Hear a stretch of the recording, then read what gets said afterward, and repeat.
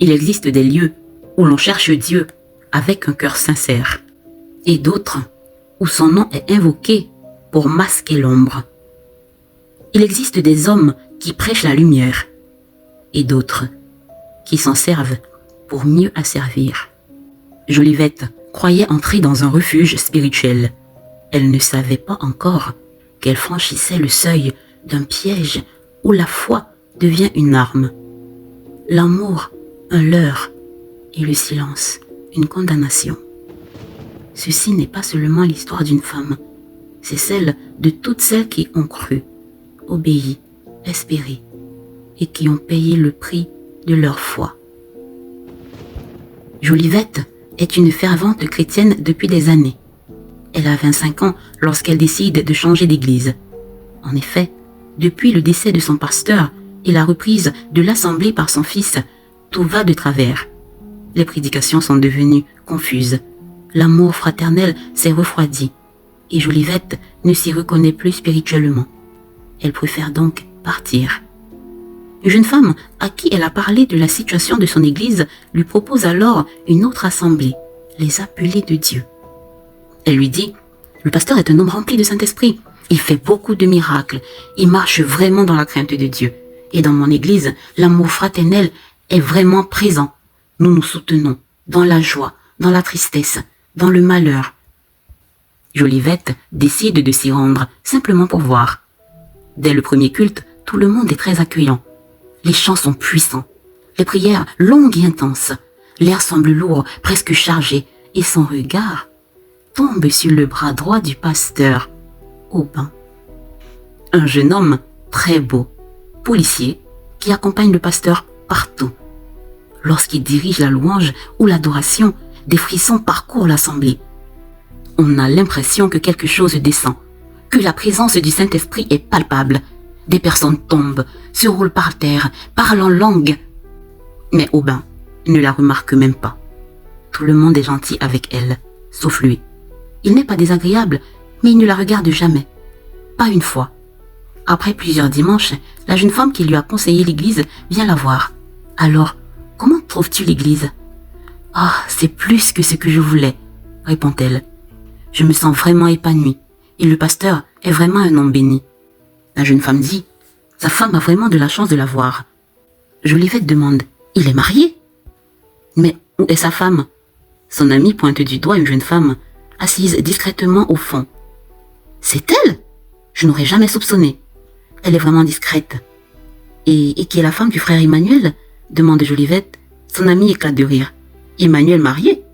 Il ne jette jamais de regard sur une femme ici. Il a brisé beaucoup de cœurs.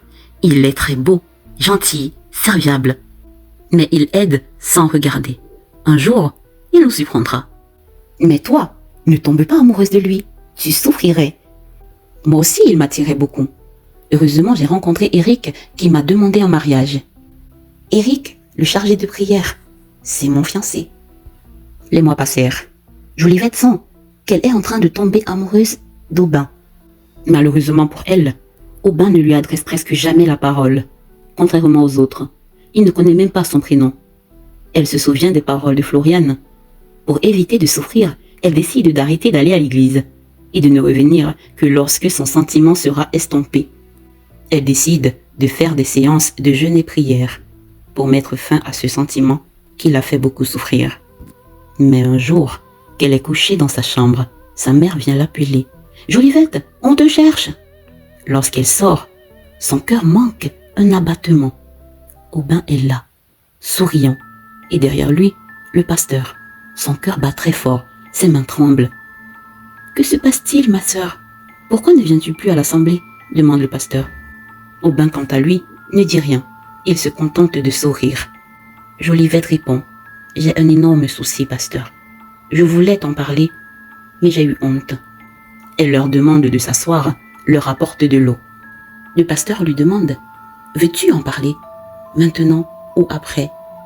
Elle répond, « Maintenant, mais je préfère que cela se passe sans Aubin, si ça ne dérange pas. » Aubin la fixe, sourit et dit, « Non, ça ne me dérange pas. Je vais aller marcher un peu. Je reviens dans 30 minutes ou 1 heure. Appelez-moi quand vous aurez fini. » Il s'en va. Jolivette révèle alors son secret. Elle s'attend à ce que le pasteur lui dise que ce n'est pas réciproque, qu'Emmanuel a une fiancée ailleurs, mais au contraire, le pasteur sourit, lui tient la main et dit « Te sens-tu prête à te marier ?» Elle est troublée. Il lui parle de visions, d'anges, de bénédictions. Il lui dit « Le Seigneur m'a révélé que tu te marieras bientôt et que tu seras très heureuse. » « Bientôt ?»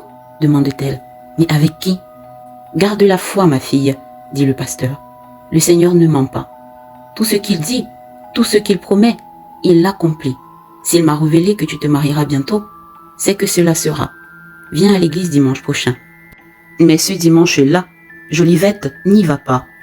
Le soir, assise à l'extérieur avec sa mère, elle voit la voiture d'Aubin se garer devant la maison. Il descend avec plusieurs cadeaux. Sa mère préfère les laisser seuls pour pouvoir discuter. Aubin lui dit « Tu me manques beaucoup. Pourquoi ne viens-tu plus à l'église?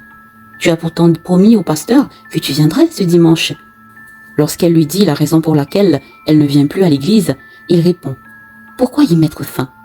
Comment feras-tu si nous nous marions et que tu ne m'aimes plus ?» Il pose un genou par terre et il dit « Veux-tu m'épouser ?» Quelques mois plus tard, ils sont mariés. Son amie Floriane s'est mariée 1 mois avant elle. Après son mariage, commence l'enfer. 2 mois passent sans qu'Aubin ne la touche. Il est absent, froid, très souvent au téléphone avec le pasteur. Pourtant, durant la période des fiançailles, il était très présent. Ils passaient beaucoup de temps ensemble. Ils passaient des journées entières à parler, à rire. Un jour, elle décide de parler avec lui de leur vie intime. « Chérie, depuis plus de 2 mois que nous sommes mariés. Tu ne m'as pas touché. Y a-t-il un problème? J'ai pourtant fait tous les examens. Tu as vu que je ne suis pas malade. » Oui, parce qu'il faut le dire. Aubin n'a fait aucun examen. Le pasteur a dit « Il est béni. Il n'a aucune maladie. Il n'en a pas besoin. » Jolivette fut la seule à en faire. Aubin répond « Tu es une femme accro au sexe. C'est le diable qui t'envoie me tenter. Ne vois-tu pas que je suis en pleine période de jeûne? » « Une femme accro au sexe ?» demande Jolivette. « Mais je n'ai point connu d'homme. »« C'est vrai ?» demande Aubin. « J'ai pensé que tu me l'as dit juste pour que je t'épouse, comme plusieurs filles avant toi dans cette assemblée. » Jolivette se met à pleurer et dit « Moi, je ne t'avais même pas encore parlé de moi lorsque tu as demandé ma main. Comment peux-tu dire que j'ai voulu que tu m'épouses en te parlant de ma virginité ?»« D'accord, répond Aubin. Désolé chérie, mais la semaine prochaine on le fera. Parce qu'actuellement je suis en pleine période de jeûne avec le pasteur. » Arrive la semaine suivante. Lorsqu'il veut avoir des rapports intimes, Aubin refuse les préliminaires, malgré les supplications de Jolivette, qui explique que comme il s'agit de sa première fois, cela pourrait être très difficile et lui faire très mal. Aubin l'ignore. Il frotte sur son sexe une huile et dit que cela aidera. À la fin, il prend le drap couvert de sang et s'en va de suite voir le pasteur, laissant sa femme en pleurs. Il revient quelques heures plus tard, sans le drap.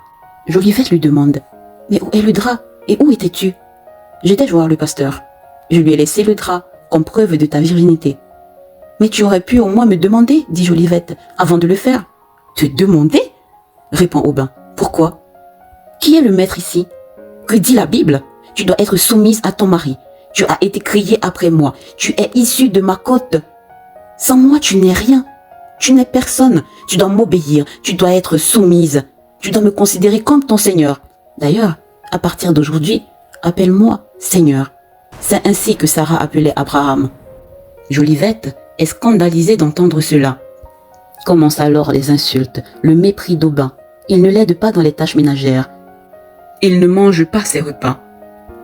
Il lui interdit même de chercher un emploi. Et lorsqu'elle essaye de riposter et de sortir en chercher, le pasteur vient. Il intervient. Il la traite de païenne, de pécheresse, d'insoumise, de Jézabel. Et lorsqu'elle essaye de soulever le problème de leur intimité, le pasteur dit « Ton mari est mon bras droit à l'église. Nous jeûnons pour plusieurs personnes. Nous jeûnons pour plusieurs situations. Il ne peut donc pas se permettre de faire n'importe quoi. » Son mari, quelquefois, accepte d'avoir des rapports intimes avec elle. Et pareil, il utilise la même huile. Un jour, lasse, elle dit « La première fois que tu as utilisé cette huile, c'était comme lubrifiant, j'imagine. Maintenant, je n'en veux plus. Surtout que que chaque fois que tu l'utilises, j'ai très mal au ventre. Ensuite, j'ai la sensation que quelque chose s'y déplace. Je pense même me rendre à l'hôpital. Et je n'aimerais plus que tu utilises cette huile. » Aubin répond. « Ici, c'est moi l'homme, et c'est moi qui décide. Toi, tu te tais. Tu n'iras pas à l'hôpital, et je continuerai d'utiliser cette huile. Si quelque chose se déplace dans ton ventre, inscris-toi pour une séance de délivrance. Cette huile, si tu veux savoir, c'est une huile d'onction bénie par le pasteur lui-même, pour que nous ayons des jumeaux. Et si tu n'arrives pas à concevoir jusqu'aujourd'hui, c'est parce que tu es une païenne. Tu dois naître de nouveau. »« De quoi parles-tu » demande Jolivette. « Je me sens mal et je ne dois pas partir à l'hôpital. » Son mari la coupe et dit. « Ton corps, c'est moi qui le commande. » Et elle répond. « Tu es mon mari, mais c'est mon corps. Et depuis que tu utilises cette huile, je n'ai même pas eu un jour de retard. »« Bien sûr, je t'ai dit, parce que tu n'es pas né de nouveau, » répond Aubin. « Femme de peu de foi, continue-t-il, tu n'es qu'une incrédule, une païenne, et sache que la Bible dit, le corps de la femme appartient à son mari, ton corps m'appartient. Il frotte ensuite l'huile sur son sexe et la force à avoir des rapports intimes avec lui. À la fin, il la frappe, puis sort de la maison en colère. » Quelques heures plus tard, le pasteur arrive, et pareil, au lieu de calmer les choses, lui rappelle sa position de femme qui doit être soumise. « Tu es une femme, Jolivette, respecte la parole de Dieu. Ne te conforme pas au monde, tu n'es pas du monde. Les femmes du monde parlent de 50-50, elles disent « c'est mon corps », mais ce n'est pas ce que dit notre Seigneur. Ton corps appartient à ton mari. Sois soumise, et tu gagneras beaucoup d'Aubin. S'il n'était pas marié depuis, c'est parce qu'il voyait en toutes ses filles un problème d'autorité. Ce sont des femmes querelleuses, des hypocrites lorsqu'elles viennent à l'église. Mais toi, tu avais l'air si vrai, si pur. Jolivette, travaille à garder ta place et celle de ton mari dans le royaume des cieux. Obéis, soumets-toi, et tu auras la couronne de vie. Jolivette dit, j'ai compris. Son mari revient le jour suivant plus calme, mais il ne reste pas longtemps. Il repart trouver le pasteur. Jolivette se demande à quel moment il travaille, vu qu'il est presque toujours avec le pasteur. Un jour, Jolivette parle avec Floriane et dit, j'ai un souci. Mon mari, lors des rapports, utilise une huile qu'il dit être d'onction. Mais quand il l'utilise, j'ai tellement mal au ventre, et même la couleur de mes menstrues est étrange. Je ne sais pas quoi faire. Moi aussi, dit Floriane. Eric aussi utilise une huile d'onction donnée par le pasteur. Et Marina aussi. Elle m'a parlé d'une huile que son mari utilise. Et Yasmina aussi. Jolivette lui demande, et toi aussi? Tu souffres de douleurs de ventre? Non, répond Floriane. Mais lorsque j'ai mes règles, je perds des caillots de sang. Mais tu n'as jamais consulté? Demande Jolivette. Eric refuse. Il préfère que j'aille prier avec le pasteur pour résoudre le problème. Et depuis que le pasteur prie avec toi, y a-t-il une amélioration? Demande Jolivette. Non, rien. J'ai même l'impression que ça s'empire. Jolivette dit. Je vais changer cette huile et je verrai s'il y a une différence. Si c'est le cas, je te le dirai. Ainsi toi aussi tu pourras changer. Jolivette change l'huile d'onction et met une autre qui y ressemble. Aubin ne voit pas la différence. 3 mois plus tard, plus de douleur de ventre. Mais son mari revient un jour à la maison, furieux. « Que se passe-t-il, chérie ?» demande-t-elle. « Ils ont suspendu mon salaire. Ils disent que je dois choisir entre l'église et le travail. »« Alors tu ne travailles pas depuis ?» demande Jolivette. « Ça a toujours été ainsi. Je vais quand j'en ai envie. L'œuvre de Dieu est un privilège par rapport à ces horribles choses du monde. »« Mais tu touchais bien ton salaire ?» dit Jolivette. Aubin la gifle et lui demande « Pour qui es-tu? Pour l'avancée du royaume des cieux ou pour l'expansion du diable ?» J'avais compris. J'avais dit au pasteur que je ne voulais pas t'épouser. Il a insisté. Tu n'es qu'une Jézabel. Je lui ai dit, il n'a pas voulu me comprendre. Lui qui est le seul qui me comprenne. Je vais aller lui parler. Il me comprendra. Jolivette lui demande, alors, le pasteur, il n'a jamais eu de révélation de Dieu parlant de mon mariage? Aubin éclate de rire. Mais c'est le pasteur qui décide ce qui est vision et ce qui ne l'est pas. Il a décidé que nous allions nous marier. Je ne voulais pas, parce que je ne t'aime pas. Et il savait que pour t'avoir, il fallait parler d'ange, de révélation, du Seigneur qui a fait ci, qui a dit ça. Mais il n'y a jamais eu de révélation. De toutes les façons, je sors. Je vais le voir. Lui seul me comprend. Lorsqu'il s'apprête à sortir, on frappe avec puissance à la porte. Il s'en va ouvrir. Le pasteur entre précipitamment en criant. Sorcière, agent du diable, venu pour mettre fin à mon ministère. Que se passe-t-il, pasteur? Demande Aubin. Tu es naïf, Aubin. Tu es stupide. Tout va s'écrouler autour de toi à cause de cette femme, dit le pasteur. Qu'a-t-elle fait encore? Demande-t-il. Ne me dis pas que c'est à cause d'elle que mon salaire est suspendu. Ton salaire est suspendu? Demande le pasteur. Moi, je viens de perdre 20 de mes fidèles les plus influents. 20 de mes donateurs. Georges qui m'a acheté les 2 voitures blanches. Jeanne qui a acheté la parcelle de terre où est construite l'église. Paul qui m'a acheté la maison. Jules qui devait financer mon voyage pour les États-Unis l'année prochaine. La liste est longue. Qu'ai-je fait? Demande Jolivette en pleurs. Qu'as-tu fait? Demande le pasteur. Tu as conseillé aux femmes de l'église de changer l'huile d'onction. L'huile que j'ai moi-même bénie. Je n'ai conseillé à personne de faire quoi que ce soit, dit-elle en pleurant. J'ai dit que je vais changer l'huile. Je ne leur ai pas demandé de le faire. Tu as fait quoi? Demande Emmanuel. Tu as changé l'huile d'onction, continue-t-il. Il lui assène une gifle et la pousse par terre. Oui, j'ai changé l'huile, dit-elle en pleurant. J'en avais marre de souffrir. Mais quel rapport avec les donateurs du pasteur? Le pasteur lui dit, tu vas demander aux autres femmes de réutiliser cette huile. Tu leur diras que l'Esprit Saint t'a parlé et t'a révélé que cette huile est sans danger, que cette huile est une vraie source de bénédiction. Jamais, dit-elle. Le pasteur s'approche d'elle, puis se met à l'étrangler et lui dit, tu ne feras pas tomber mon ministère. Un ministère que j'ai pris tant de temps à bâtir. Cette huile, si tu veux savoir, absorbe votre énergie, mais aussi celle de votre mari, qui ne peut jamais quitter l'église, qui ne peut jamais me désobéir. Elle absorbe aussi l'énergie de toute personne qui a des rapports avec une personne ayant cette huile dans le corps. Elle prend votre volonté et vous pouvez me donner votre vie. Vous pouvez me donner tout votre salaire. Vous pouvez prendre tout ce qu'il y a dans vos maisons et me ramener. Vous pouvez maudire vos mères, vos pères. Vous pouvez abandonner vos enfants pour moi. Et je vais vous faire croire que vous le faites au nom de Jésus. Je ne sais pas pourquoi avec toi, ça n'a pas marché. Il la lâche, puis continue à parler. Toutes les autres femmes sont soumises. Regarde ton mari, il m'est soumis. Je peux même le tuer, qu'il me dira merci. Je peux te tuer, qu'il ne dira rien. Il pourra même m'aider à t'enterrer. Mais pourquoi les faits continuent sur mon mari alors que cela fait 3 mois que j'ai changé cette huile maudite? Le pasteur éclate de rire et dit, huile maudite, c'est une huile qui me rapporte beaucoup. Et tu la traites de maudite. Si les faits continuent sur ton mari, si tu veux savoir, c'est parce qu'il l'utilise avec moi. Et oui, je suis son amant. Je suis l'amant de plusieurs jeunes hommes à l'église, qui eux couchent avec plusieurs filles pour les maintenir à l'église. Il y a une jeune femme, ma première épouse, qui a elle aussi voulu se rebeller comme toi. Je l'ai tuée. Et mes amants m'ont aidé à l'enterrer. Sa famille a voulu se soulever. Elle a voulu me mettre en prison. Mais que pouvait-elle faire? J'ai des relations. J'ai du pouvoir. Je connais des personnes haut placées. Sa famille ne pouvait rien contre moi. Tout comme toi, tu ne peux rien contre moi. Ma femme a voulu dénoncer mes magouilles. Qu'est-ce que je pouvais faire? Je l'ai tué. Et je l'ai fait enterrer sans sa famille. En fait, je rigole. Je ne l'ai pas enterré. Il y a une tombe, oui, mais elle n'y est pas. En fait, ton mari, Eric et d'autres jeunes hommes de l'église, et moi, l'avons mangé. Quoi? Crie Jolivette. Le pasteur continue. Tu crois que c'est facile d'avoir un tel ministère et de le maintenir haut? Est-ce facile autant de miracles que ceux que tu vois à l'église? Dieu, pour ceux qui connaissent le vrai Dieu, n'est pas une machine à qui tu diras « donne-moi un objet » et qui te le donne. Il n'est pas un chien à qui tu dis « assis » et il agit.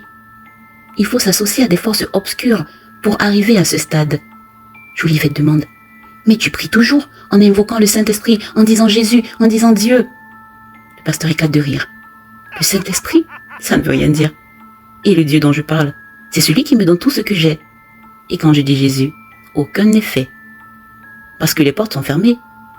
Par où veux-tu qu'il passe lorsque la maison qu'il invoque est pleine de ténèbres? Maintenant que tu connais toute la vérité, parle aux autres femmes ou meurs. » Jolivette le regarde. Elle ne dit rien. Il continue. « Tu es une femme coriace. Tu peux, comme ma femme, faire partie du cercle fermé. Ton mari n'utilisera pas cette huile avec toi. Tu peux même ne plus avoir de rapport intime avec lui et avoir avec qui tu veux. Lorsque tu accoucheras l'enfant, il reconnaîtra comme le sien. Vous jouerez le rôle du couple parfait. Tu sais, Jolivette, je n'utilise pas cette huile avec ma femme. Associe-toi à nous et nous dominerons sur ce monde. Ce monde qui espère encore des miracles. Toutes ces personnes que tu vois à l'église, elles veulent des miracles. Elles veulent aller au paradis. Elles ont peur de l'enfer. Elles veulent toutes des guérisons miraculeuses. Se marier, un travail, voyager. Donnons-leur les miracles. Donnons-leur ce qu'elles veulent. J'ai des esprits, des amis, qui donnent tout ce que veulent ces personnes. Et en échange, on prend leur âme, leur volonté. Je leur prends tout. Et ceci, au nom de Jésus. Puis il éclate de rire. Ne réfléchis pas beaucoup, dit le pasteur. Ton mari d'ailleurs ne t'aime pas. Je crois que tu l'as compris. Lorsque tu m'as dit ce que tu ressentais pour lui, je lui ai dit de te demander en mariage pour éviter qu'on soupçonne qu'il n'aime pas les femmes, qu'il est amoureux de moi. Et moi je l'utilise. Jolivette lui demande, qu'est-ce qui te fait croire qu'il est amoureux de toi? Peut-être est-ce à cause de la sorcellerie que tu utilises qu'il dit t'aimer. Je ne sais pas, dit le pasteur. Ce qui est sûr, il ne t'aime pas. Et avec lui, tu n'auras jamais d'enfant. J'ai mangé toute sa progéniture, du moins celle qu'il devait avoir. Je l'ai donnée à celui qui me donne le pouvoir de rassembler du monde quand je prêche, qui fait que mes paroles soient aussi mielleuses, qui me fait opérer des miracles au milieu de mes chrétiens. Trop parlé. Que décides-tu, Jolivette? M'aider et être riche, toi qui es issu d'une famille pauvre et qui attend encore le miracle divin pour sortir de la pauvreté, ou mourir? Personne ne nous accusera. Tu n'es pas la première. Et je sens que tu ne seras pas la dernière. Jolivette s'écroule et pleure en disant « Pitié, pitié ». On ne sait ce que Jolivette choisit. Peut-être parla-t-elle. Peut-être se tut-elle. Peut-être survécut-elle. Peut-être pas. Mais son histoire demeure comme un cri étouffé, un avertissement gravé dans la chair et l'âme. Dieu n'est jamais dans la peur, la violence, ni l'humiliation. Et toi qui lis ces lignes, à la place de Jolivette, qu'aurais-tu fait? Dis-le moi en commentaire.